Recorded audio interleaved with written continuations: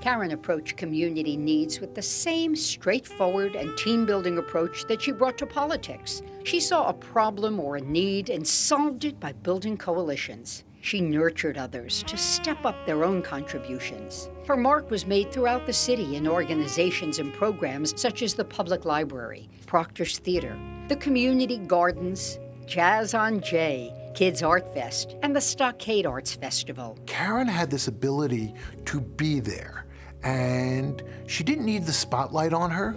She needed you to be there to share the work and the vision and the responsibility to making it accomplished.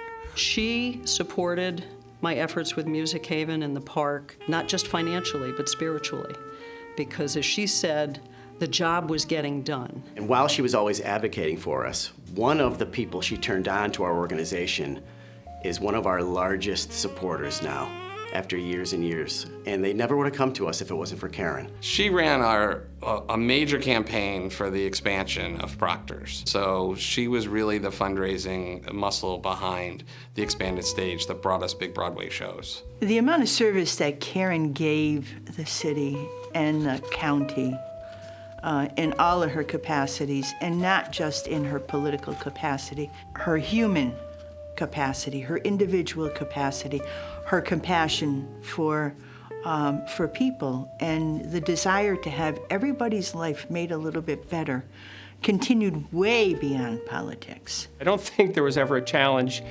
she met. I don't think there was ever a charity that needed help that Karen wasn't willing to step up and find a way. Leading by that example, I think, can make our community as strong as it possibly can be.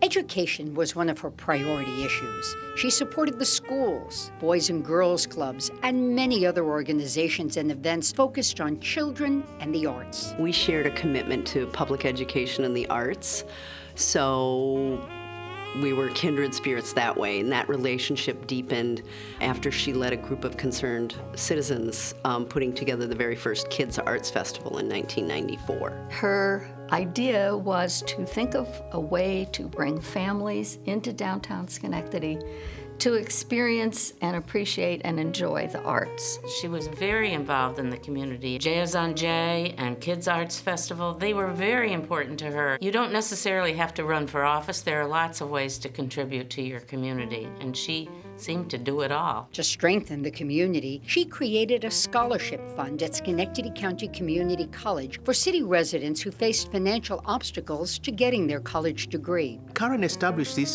scholarship because she really cares about this community.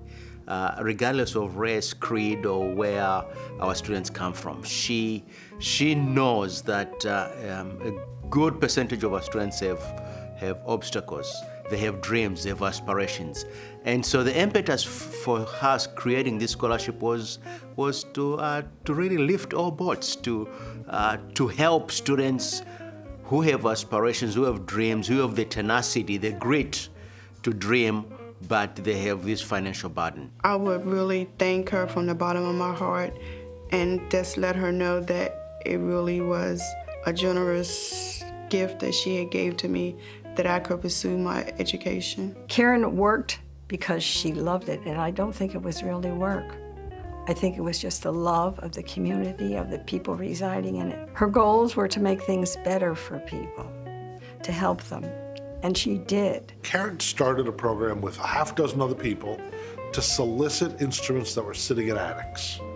They got music stores to repair them, put them in nice cases, and to hand them to a poor kid and say, yeah, you want a clarinet? We got a clarinet. You want a violin? Here's a violin.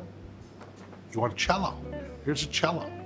And that was an annual effort that goes on even today, but Karen was at the beginning of it. Karen gave of herself financially, intellectually, and through her hard work. When she turned her attention to an issue or an organization, she gave of herself fully. She led by her own example and took such joy in positive progress across this community. She's been very generous. She believed that personal contributions of wealth were important, and for those of us in the community who can contribute $10 or $100 or $100,000, all of that together will honor Karen's commitment to our community as well.